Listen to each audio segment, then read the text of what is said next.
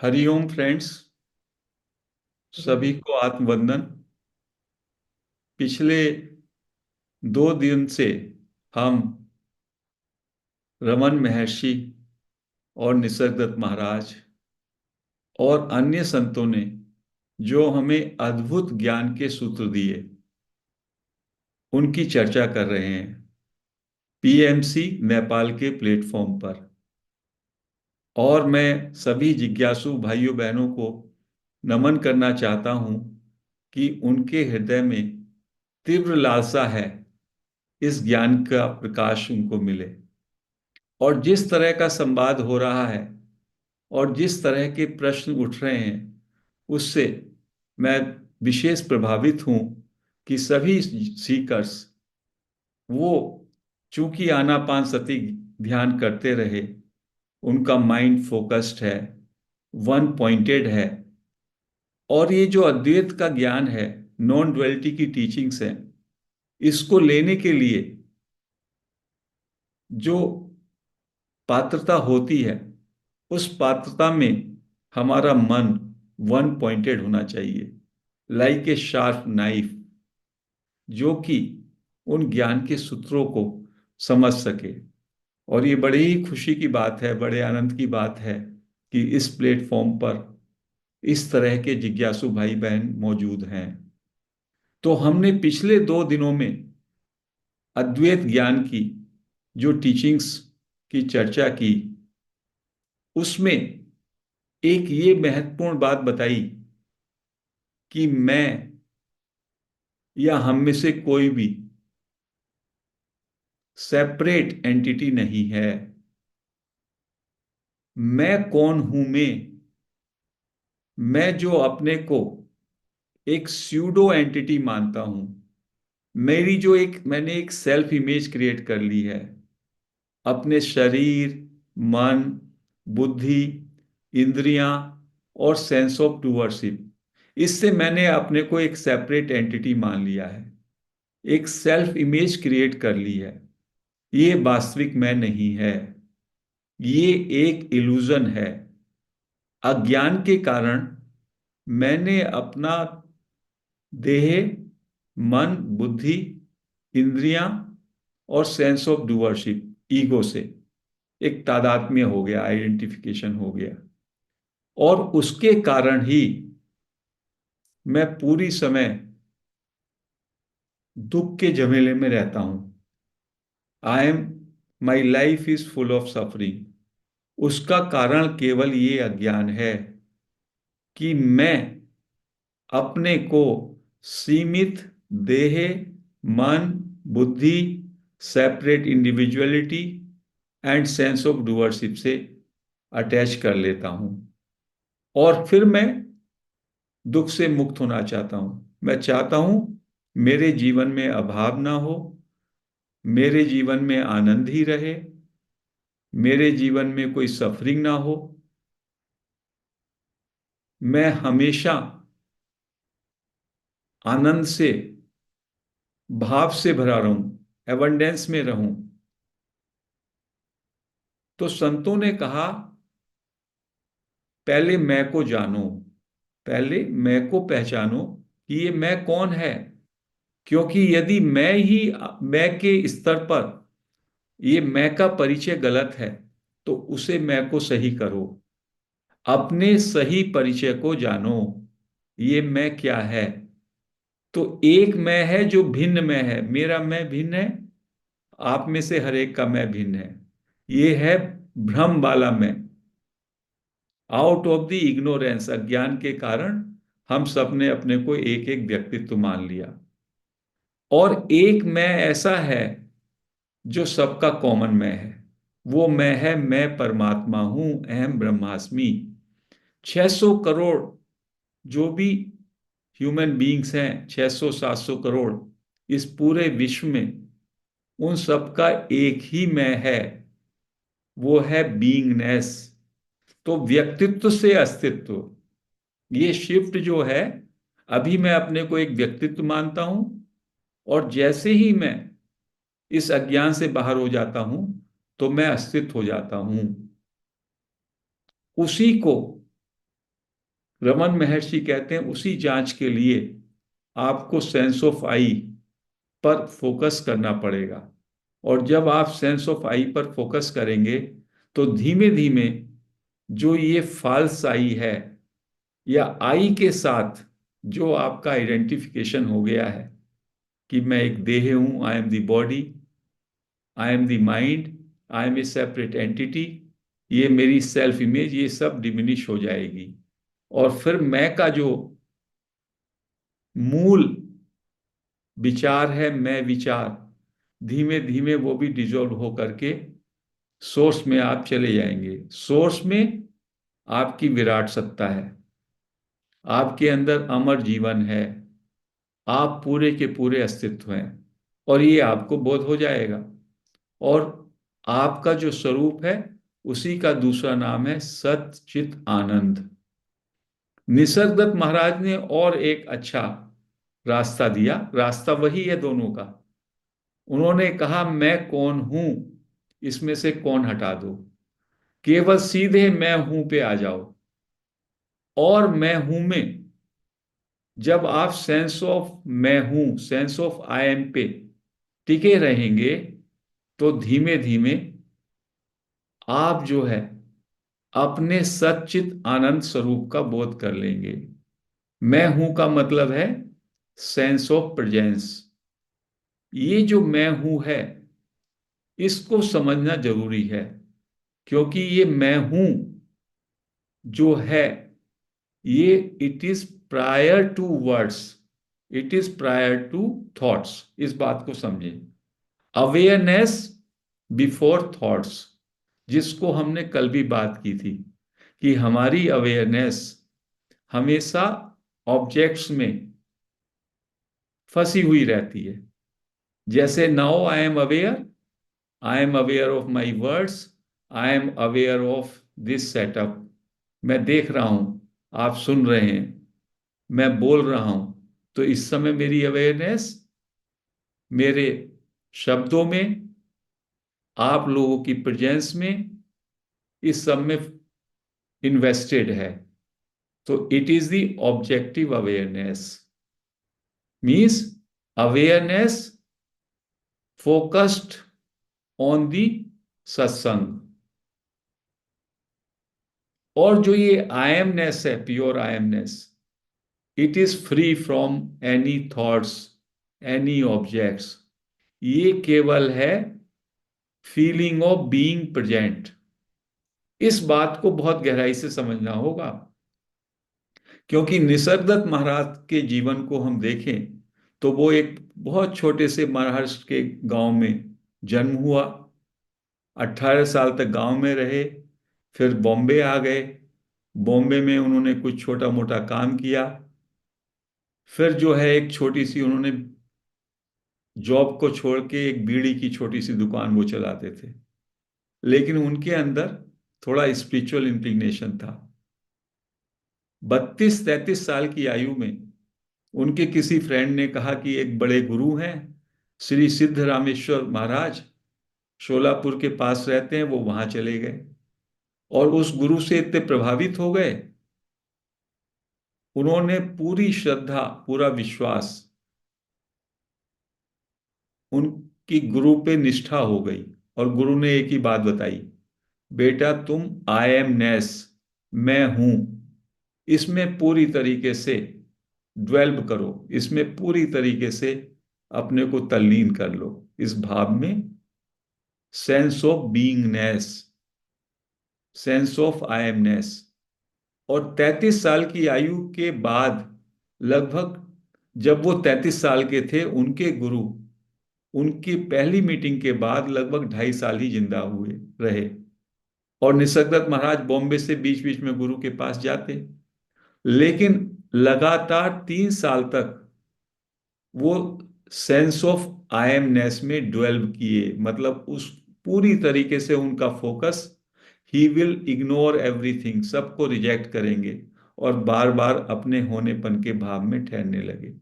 और 3 साल में ही बिकेम अवेकेंड, 36 साल की आयु में। शादी भी उन्होंने की, उनके 3 बच्चे भी थे। लगभग 10 साल बाद 46 के जब होंगे तब उनकी वाइफ की डेथ हो गई। एंड ही राइट्स, जब से वाइफ की डेथ हुई, वाइफ से मुझे बहुत ही अ, अध्यात्म में बहुत ज़्यादा मुश्किल होती थी। तो डिवाइन प्लान से वाइफ ऑल्सो लेफ्ट। और तब से वो 80 साल की, 82 साल की आयु तक वो अपने ही उस चाल में छोटे से कमरे में रहते थे।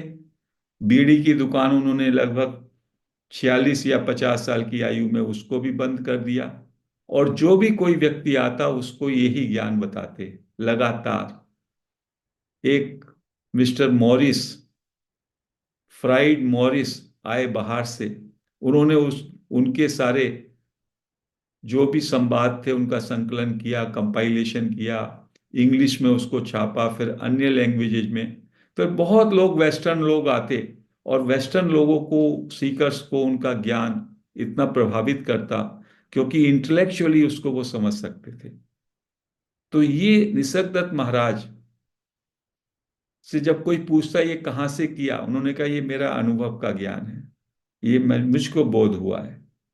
एंड जो भी उन्होंने क्वेश्चन आंसर्स उनके सुनेंगे, कंपाइलेशन, तो वो ऐसा अद्भुत ज्ञान है, उस ज्ञान को आप कहीं और नहीं पा सकते। रमन महर्षि का जो ज्ञान है वो उनके अनुभूति का ज्ञान है। और जो ये अनुभूति का ज्ञान होता है, इस ज्ञान को जब आप उससे कनेक्ट होते हैं तो उसमें एक अलग से रोशनी होती है। जो हमारे शास्त्रों में है, जो हमारे वेदों में है, बहुत पुराना, उसमें से कुछ बदल भी गया है, उसमें से कुछ चीजें बदल भी गई हैं। ये फ्रेश नॉलेज है। और अभी तो जो है 50 या 100 साल के अंदर ये सेजेज हुए हैं, उनकी सारी बातें कंपाइलेशन के रूप में हमारे सामने मौजूद भी हैं। फ्रेश है वो नॉलेज, फ्रेश है। तो निसर्गदत्त महाराज ने केवल ये सूत्र स्वयं अपनाया, आई एम। पहले तो आपको इस आई एम को समझना होगा। इस आई एम का मतलब है मैं हूं, लेकिन मैं अहंकार वाला मैं नहीं। मैं हूं का मतलब है सिंपली होना। आप सबके अंदर होने का भाव हमेशा रहता है। कभी भी आप महसूस करें, सब में पहले आप होते हैं, सेंस ऑफ बीइंग आप में होता है। उसके बाद कोई विचार आता है, या कोई वर्ड्स आते हैं, या कोई और तमाम सारे अटैचमेंट उसके साथ कर लेते हैं। मेरा ये नाम है, मैं सो एंड सो हूं, मैं विजय हूं, मैं दिनेश हूं। तो आप अपना नाम मैं हूं के साथ जोड़ लेते हैं। और रूप का भी आप कर लेते हैं, मैं एक मेल हूं। अपने काम का कर लेंगे, मैं एक टीचर हूं, मैं एक व्यवसायी हूं। इन सब का जो आधार है, अधिष्ठान है, वो होना। तो निसर्गदत्त महाराज कहते हैं कि आप हमेशा होते हैं, आपके अंदर सेंस ऑफ प्रेजेंस। इसका कोई कलर नहीं है, इसका कोई रूप नहीं है, इसका कोई नाम नहीं है। जो आपका होनेपन का भाव है वही मेरे होनेपन का भाव है। वही 600 करोड़ जो भी इंडिविजुअल्स हैं, सबके अंदर वो भाव है कि वह है। और ये होनेपन का एहसास ही आत्मा है। तो he brings you directly there. जो आपकी बहुत बड़ी यात्रा है कि अपने मन को शुद्ध करें, अपने शरीर को शुद्ध करें, अपना सदाचार का जीवन करें, फिर धीमे धीमे जब मेरा मन पूरा स्वच्छ हो जाएगा तब मुझको आत्मा की झलकी मिलेगी। ही brings you directly on that point. आत्मा का एहसास, कहते हैं यही एहसास आत्मा का एहसास है। शुद्ध होनापन, जिसमें कोई कलर नहीं है, जिसी का कोई रूप नहीं है, जिसका कोई आकार नहीं है। और ये आप हमेशा महसूस करते हैं। धीमे धीमे जब इस बात को महसूस करेंगे तो हो सकता है 1 वीक में, 6 दिन में, 7 दिन में आपको ये एहसास हो जाएगा। अभी तो जब मैं कह रहा हूं मैं हूं, तो मैं तो समझ रहा हूं उस बात को, एहसास को। लेकिन आप उस एहसास को शुद्ध रूप में नहीं समझ रहे। जब मैंने कल ध्यान कराया तो उसमें जो बीइंग अवेयर है या सहज अवस्था है, उस सहज अवस्था में जब आप स्टिल होते हैं तो आप उस समय शरीर और मन के दायरे से मुक्त रहते हैं। तो ये अवेयरनेस है प्रायर टू थॉट्स। पहले आप अवेयर हैं, उसके बाद उस अवेयरनेस में थॉट्स आते हैं, मतलब ऑब्जेक्टिव हो जाती है वो। उसमें वर्ड्स आते हैं, शब्द उठते हैं, वो ऑब्जेक्टिव हो जाती है। ये है this is the awareness prior to words. Beingness का मतलब है वर्ड्स से पहले, विचारों से पहले। Just like a clean screen, जिसको कहते हैं स्क्रीन ऑफ अवेयरनेस, जिस पे मूवी चलती है। मूवी क्या चलती है? हमारे विचार, हमारे फीलिंग्स, मेरा जो इंडिविजुअलिटी का भाव है, पर्सनैलिटी का, जो मेरी एक्टिविटीज हैं, जितना भी मैं और मैं मेरा बोलता हूं, वो सब एक ड्रामा है। दैट इज ए मूवी, जो कि परिवर्तन हो रहा है। और जो ये स्क्रीन है मैं हूं का, ये अधिष्ठान है। इसका जब आपको लगातार एहसास में आप रमेंगे, तो धीमे धीमे कहते हैं ये एहसास भी छूट जाएगा। और इसके बियॉन्ड जो विटनेसिंग है इसका भी, वो एब्सोल्यूट है, पर ब्रह्म। तो ये मैं हूं का भाव आपको ब्रह्मन स्टेट में ले आता है, आत्मा के। इट इज कॉल्ड मैनिफेस्टेड ब्रह्मन। और इसके भी बियॉन्ड जो है वो अव्यक्त है। तो निसर्गदत्त महाराज ने कहा व्यक्ति, व्यक्त और अव्यक्त। व्यक्ति तो कहते हैं पूरा मूढ़मती है, जो भी अपने को व्यक्ति मानता है, he is totally ignorant, illusion में रह रहा है वो, भ्रम की दुनिया में रह रहा है। लेकिन जो व्यक्त में आ जाता है, आई एमनेस में आ जाता है, तो वो अपने को अस्तित्व मानने लगता है। अस्तित्व का मतलब है मैनिफेस्टेड ब्रह्मन, व्यक्त ब्रह्मन। उसको सगुण ब्रह्मन भी कह देते हैं। इसके भी जो बियॉन्ड है, वो अंतिम सत्ता है, वो है निर्गुण, निराकार, अनमैनिफेस्टेड, अव्यक्त। अव्यक्त का आपको अव्यक्त की स्थिति में कैसे पहुंचेंगे? कहते हैं अव्यक्त की स्थिति में आप, जब आप इस व्यक्त स्थिति में आई एमनेस में ड्वेल करेंगे। जैसे निसर्गदत्त महाराज आई एमनेस में 3 साल तक उसी में, ही रिजेक्टेड एवरीथिंग। कोई विचार आए, नेति, जस्ट आई एम। कोई और कंसेप्ट हो, कोई और बिलीफ हो, सबको निगेट करते रहें, and just stay in to beingness. तो beingness is like a droplet, like एक बूंद है। उस बूंद में पूरा सृष्टि क्रिएशन हो जाता है। जब मैं आई एम के साथ जोड़ने लगता हूं, मैं ये कर रहा हूं, अपनी क्रिया को जोड़ लिया, अपनी पर्सनैलिटी को जोड़ लिया, तो पूरे संसार का निर्माण हो जाता है। तो I am is a door which opens outside, then you create the world outside. सारे संसार का निर्माण कर लेते हो। और आई एम का दूसरा डोर है, जब आई एम पे ठहरे रहोगे, तो आई एम का डोर जो अंदर खुलेगा, वो आपको अव्यक्त में ले जाएगा। आई दी एब्सोल्यूट, जो कि पर ब्रह्म, अंतिम अवस्था है, जिसको जिसको निसर्गदत्त महाराज कहते हैं अब से 100 साल पहले आप क्या थे, प्रायर टू योर बीइंगनेस। बीइंगनेस का भाव जब आप बॉडी में आते हैं, शरीर में आते हैं, देन ये कॉन्शियसनेस, आई एमनेस शरीर के साथ आती है और शरीर के साथ चली जाती है। तो prior to beingness you are that अव्यक्त, unmanifested Brahman, the absolute. And when the body will go, I amness will also dissolve, and again it will be the part of absolute. तो कहते हैं वो अपने इसी जन्म में, यदि आप इस कॉन्शियसनेस पर, आई एमनेस पर टिके रहना सीख लें, means you withdraw and you just give your attention total two I MNIST. तो धीमे धीमे आई एमनेस में जब आपका ठहराव होगा, स्टिल होगा, तो automatically you will transcend this, इसके बियॉन्ड चले जाएंगे। वो है पर ब्रह्म अवस्था, जिसमें ये सेजेज रहते हैं। अब प्रश्न उठता है, जब वो वहां चले गए, तो फिर ना तो ये बॉडी है ना माइंड है, तो कैसे होता है? तो इस बात को समझे, जो आप पार कर लेते हो, जो भी आप ट्रांसेंड कर लेते हो, तो आपके अंदर कैपेसिटी होती है, आप उसके नीचे आ सकते हो। When the need arises, you can work as a body mind also, you can work as a I amness also. तो बाहर वाला जो दूसरा व्यक्ति है, उसको संत दिखाई देता है, अरे ये तो अभी भी वैसे ही है, और हमको कहता है you are not the body, you are not the mind. तो उसके अंदर टू एंड फ्रो होता है। जैसे आपने एक सीढ़ी से चढ़ करके आप रूफ पे चले गए, उसके बाद आप वापस फिर नीचे के स्टेप पे आ जाते हो। लेकिन जो व्यक्ति सीढ़ी पर चढ़ा ही नहीं, उसको रूफ के ऊपर से उसकी क्या दृष्टि है, उसको वो ज्ञान नहीं होता। तो this knowledge of the absolute, Nisarga Datta Maharaj ने जितने क्लैरिटी से अपने कंपाइलेशन में लिखा है, ये एक अद्भुत है।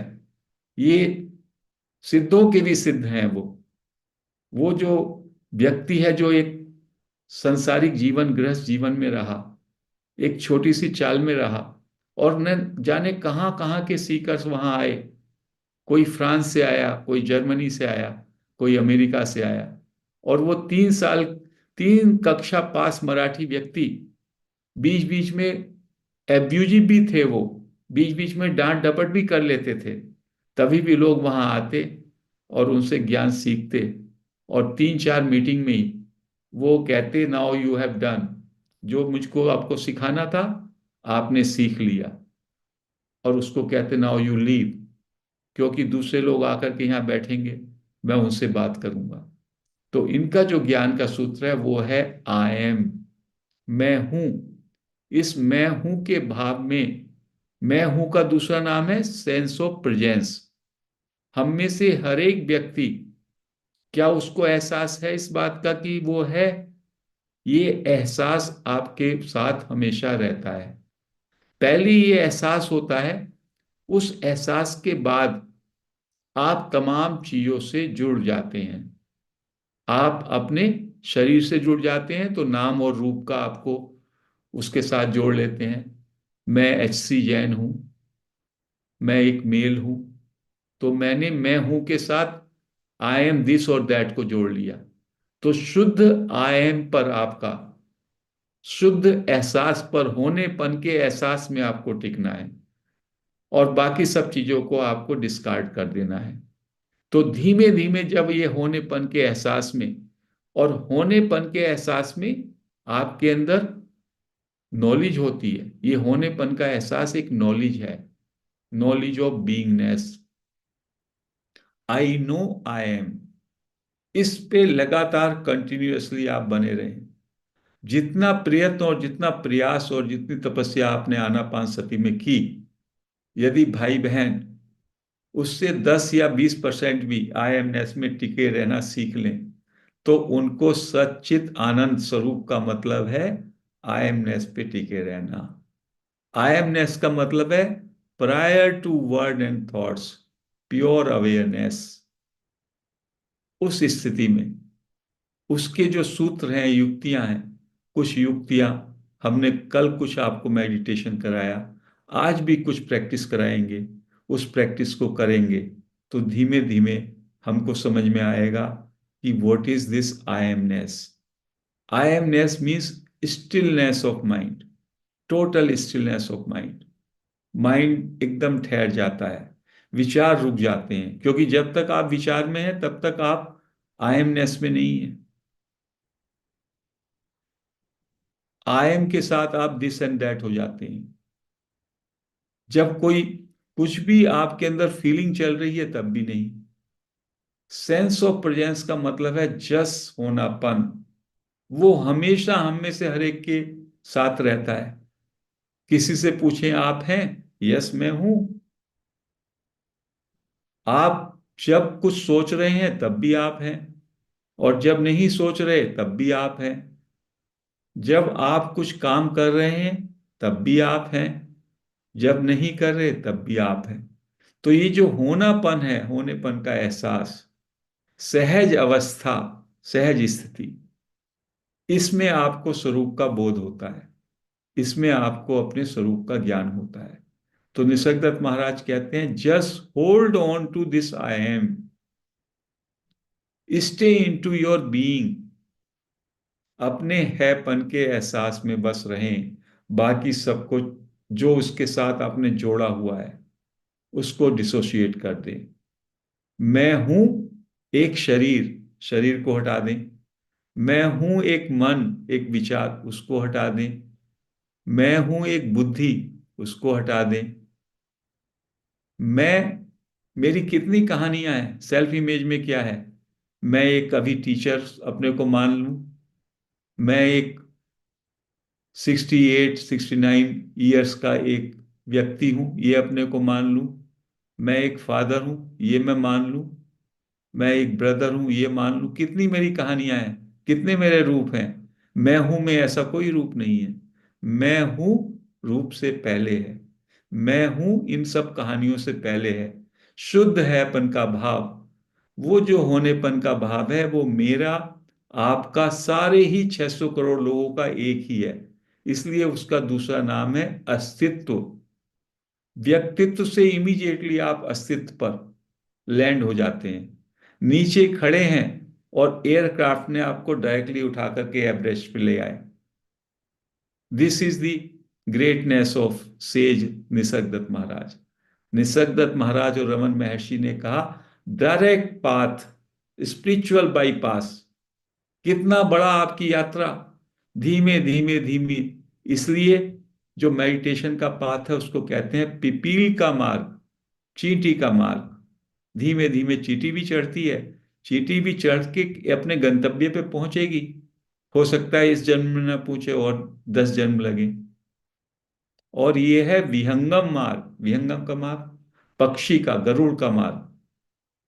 गरुड़ क्या करता है, जब बारिश होती है तो जितने भी पक्षी बारिश के अंदर होते हैं वो छिप जाते हैं, कहीं आकर के ठहर जाते हैं, बारिश में उनसे नहीं उड़ा जाता। और गरुड़ महाराज क्या करते हैं, वो बारिश के ऊपर चले जाते हैं और बारिश के ऊपर भी वो जो है अपनी यात्रा पूरी करते हैं। तो ये विहंगम मार्ग है, this is a direct path. हम सब लोगों का सौभाग्य ये बात में है कि हमको ऐसे मास्टर का नाम, उनका नॉलेज, उसका परिचय हो गया, बस। ये सब में इंपॉर्टेंट है। इस विश्व में, इस इतना बड़ा ये सृष्टि है, उस संसार में ये एक घटना है, अद्भुत घटना है कि हमको ऐसे सेजेस का नाम, उनका ज्ञान, उससे हम कनेक्ट हो रहे हैं। बाकी तो हमारी यात्रा खुद है, and it is only happening. Nisargadatta Maharaj क्या कहते हैं, जब तक आप व्यक्ति हैं आप अपने को डूअर मानते हैं, ये अपने साथ धोखा है। कोई भी व्यक्ति अपने को व्यक्तित्व मान रहा है, पर्सनैलिटी, तो वो एक 420 ही है, क्योंकि कोई भी सेपरेट एंटिटी है ही नहीं। ये आपने केवल एक भ्रम में अपने को एक सेपरेट एंटिटी मान लिया और अपने को एक डूअर मान लिया। कोई भी एक भी ऐसी एक्टिविटी है ही नहीं जो आप करते हैं, वो होती है। अभी ये इस समय ये सत्संग चल रहा है, इसका कौन करता है? क्या मैं अपने को कर्ता मान सकता हूं? मैं मानता हूं तो it is an illusion. Madam जिन्होंने की पीएमसी नेपाल ने मुझे बुलाया, वो उसको कर्ता मान सकती हैं? वो भी एक इल्यूजन है। किसी ने उनको बताया, वो अपने को कर्ता मान ले। ये सब एक घटना है, बड़ी घटना है। कहीं पर हमारा सत्संग चल रहा है, वहां पर कोई व्यक्ति आकर के उसको सुनता है, उसको लगता है कि ये ज्ञान कहीं और जाना चाहिए, वो पीएमसी नेपाल को बता देता है। पीएमसी नेपाल को लगता है हम भी इस बात को सुने। तो this is all happening. Nisargadatta Maharaj कहते हैं कि किसी भी इवेंट को, किसी भी हैपनिंग को यदि कोई उसको डूइंग मानता है तो ये सब में बड़ा भ्रम है, वो भ्रमित है कि मैंने किया। वो उसको आरोपित कर रहा है। Everything is happening spontaneously. हर एक चीज हैपनिंग है। और जब आप हैपनिंग के भाव में आ जाते हो, जब आप बीइंग में रहते हो, तो आप हर एक चीज को हैपनिंग मानते हो। तो आपके मन का जो बोझा है खुद ही ड्रॉप हो जाता है। जब आप कर्ता भाव छोड़ देते हो तो यू आर फ्री। कर्म की थियरी से आप मुक्त हो जाते हो, मन आपका शांत हो जाता है। जब तक आप कर्ता मानते हो तब तक आपका मन शांति नहीं हो सकता। आप तो कर्मों को सही करने में, उनको करेक्ट करने में, उनको करेक्ट मॉडिफाई करने में, इसी में लगे रहेंगे। तो मन को कैसे एम्प्टी करेंगे? जिन्होंने भी माइंड को एम्प्टी किया वो कर्म के सिद्धांत से बियॉन्ड ही चले जाते हैं। This sages are doing saying आपके सारे बिलीफ्स, आपके सारे कंसेप्ट्स, आपकी सारी डूइंग्स, वो सबको एम्प्टी करना है नीति नीति करके। When you are nothing, Nisargadatta Maharaj कहते हैं, जैसे ही आप बीइंगनेस में आएंगे you will understand you are nothing. And when you become nothing you become everything. पहले आप एम्प्टी हो जाएं, फिर आप अनंत हो जाएं। यही नॉन ड्वेलिस्ट टीचिंग कहती है, और यही बुद्धिस्ट, बुद्ध मास्टर्स ने भी यही बात कही। तो दोनों की बात में एक ही सत्य का उद्घाटन होता है, और वो सत्य कहीं आपको खोज के पकड़ के नहीं लाना है। वो सत्य आप हो, जो अष्टावक्र महाराज कह रहे हैं जनक से, हे राजन, ना वह सच ना यह सच, केवल तुम सच। You are that reality, you are that absolute. You वही, आप ही वो एग्जिस्टेंस हो, आप ही सब कुछ हो। पत्री सर भी कहते थे सर्वात्मा, आप सब कुछ हो और आप कुछ भी नहीं, क्योंकि आप व्यक्तित्व नहीं है तो आप कुछ भी नहीं है, और चूंकि आप अस्तित्व हैं तो आप सब कुछ हैं। तो you have to deepen your understanding. ज्ञान मार्ग में ये सजेस्ट कहते हैं, जैसे ही आपने जान लिया आप हो गए। और जानने का मतलब क्या है? केवल आप जो गलत है, जो अज्ञान है, उसको रिमूव कर दें, अपनी भ्रांति का निवारण कर लें। रस्सी तो रस्सी है, डार्कनेस में वो सर्प दिखाई देती है। जैसी प्रकाश होता है वो रस्सी आपको पता चल जाएगी। दूर जो है, जब सन की लाइट होती है तो मरुस्थल में हमको पानी दिखाई देता है, वाटर दिखाई देता है, हमको भी दिखाई देता है, ह्यूमन बीइंग्स को भी। लेकिन ह्यूमन बीइंग्स को ज्ञान हो गया कि ये वाटर नहीं है, ये वाटर प्रतीत होता है। और मृग जो है, मृग जल, उसको वो जल दिखाई देता है, वो दौड़ता है, प्यासा है, वहां जाता है तो वहां समझ में आता है ये तो डेजर्ट है, रेगिस्तान है। दूसरी जगह फिर दूर उसको जल दिखाई देता है, और कहते हैं मृग इस तरह से दौड़ता दौड़ता दौड़ता प्यासा, कभी कभी उसकी मृत्यु हो जाती है। यही हमारी स्थिति है। ये एक एनालॉजी दी गई है, उदाहरण दिया गया है। हम संसार की भोग वस्तुओं को सत्य मानते हुए उनके पीछे भागते रहते हैं और पूरा जीवन खत्म कर देते हैं। Desire is cause of suffering, तन्हा, तृष्णा। बुद्ध कहते हैं, एक को हमने पहले पकड़ा, उसको पूरा किया, फिर दूसरा, फिर तीसरा, और कभी कभी छोटी छोटी डिजायर भी हमको न जाने कितने जन्मों को हमको जाना पड़ता है। मुझको एक बुद्ध का कथानक याद आ गया। एक बौद्ध कथा है कहीं पे लिखी हुई, कि एक मोनेस्ट्री थी, एक मठ था। मठ का जो हेड था, गुरु था, वो बहुत पहुंचा हुआ था, बहुत रियलाइज्ड था, लेकिन बूढ़ा हो गया था। और उसके बहुत सारे शिष्य थे। उसमें उसका एक सीनियर वरिष्ठ शिष्य था, जो कि काफी उपलब्ध था, काफी अवेकेंड था। और पूरे मठ में ये चर्चा थी कि गुरु जी का जब शरीर शांत होगा तो ये जो डिसाइपल है ये ही मठ का स्वामी बनेगा। ऐसा लोग कहते थे, हो जाता है कभी कभी कि उनका उत्तराधिकारी ये बनेगा। पास के नगर से नगर सेठ आया। पहले जो मठ होते थे, मठ की अपनी कोई धन या संपत्ति या कोई आय नहीं होती थी। नगर सेठ आते थे, राजा आते थे, वो साथ में राशन ले आएंगे और कुछ द्रव्य ले आएंगे, उससे ही मठ चलते थे सारे के सारे। ये हमारे सनातन धर्म की परंपरा रही है। तो कहते हैं वो नगर सेठ आया, वो राशन लाया, सब्जी लाया, फल लाया, जो भी आवश्यकता है, वस्त्र लाया मठ के लिए, और उसने वो गुरु के चरणों में रख दिया और कहा ये मैं आया हूं और मेरा ये स्वीकार करें। गुरु जी ने कह दिया कि इस सबको भाई भंडार गृह में ले जाओ। उसके बाद उसने कहा सर मैं एक शॉल आपके लिए लाया हूं, और उसने एक अच्छा पश्मीने का शॉल उन गुरु जी के कंधे पर उड़ा दिया और गुरु जी को प्रणाम किया और कहा गुरु जी कृपा करें कि इसको आप धारण करें। गुरु जी ने उसको विदा किया और इसके बाद गुरु जी ने कहा अरे मेरे पास तो ये मेरा कंबल है पिछले 20-30 साल से, और इस कंबल से मेरा प्रयोजन पूर्ण हो रहा है। तो उसने, गुरुजी ने वो जो शॉल है अपने उस शिष्य को दिया और कहा तुम इसको मेरी अलमारी में, जो भंडार गृह की अलमारी है, इस पर रख दो, कभी जरूरत होगी देखेंगे। शिष्य ने उसको वहां रखा और शिष्य के मन में एक विचार आया कि गुरुजी तो इसको नहीं पहनेंगे, गुरुजी तो अपने कंबल में ही काम चला लेंगे और वो उनका अब जो है जाने का समय भी सन्निकट है। लेकिन जब मैं बनूंगा गुरु, मैं मठ का स्वामी बनूंगा, तो इस पश्मीने के शॉल को मैं धारण करूंगा। ऐसा उसके मन में एक भाव आ गया।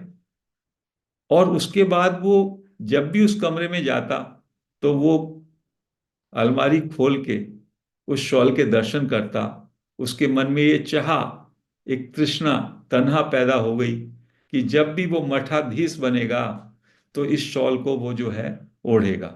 ऐसा उसके मन में चाह आ गई। कुछ ही महीने निकले और एक दिन वहां पर आंधी आई मठ में, और एक वृक्ष गिरा और उसके नीचे वही जो शिष्य था, उत्तराधिकारी होने वाला, वही उसमें, उसके ऊपर वो वृक्ष गिरा और उसका उसका शरीर शांत हो गया, उसका प्राण निकल गए। अब उसके लिए एक शोक सभा हुई। उसमें वो गुरु जी थे और बाकी चेले भी थे, शिष्य भी, और सारे जो गुरु भाई थे, शिष्य थे, वो बड़े दुख हो रहे थे कि हमारा जो साथी है, जो कि उत्तराधिकारी बनता, मठ को अच्छी तरह चलाता, वो चला गया, अकस्मात चला गया। तो उन्होंने गुरुजी से पूछा कि हे गुरुजी, ये बताइए कि हमारे उस साथी की क्या गति हुई, उसका भविष्य क्या हुआ, वो तो अब चला गया। तो गुरुजी ने कहा वो शॉल निकाल के लाओ अलमारी में से। तो एक शिष्य गया, वो शॉल निकाल के लाया। उन्होंने कहा इसकी एक चादर की एक तह हटाओ। तो तह हटाई तो उस पे एक छोटा सा कीड़ा चल रहा था। पश्मीने पे जो है छोटे छोटे इंसेक्ट होते हैं। कहने लगे यही आपका वो फ्रेंड है।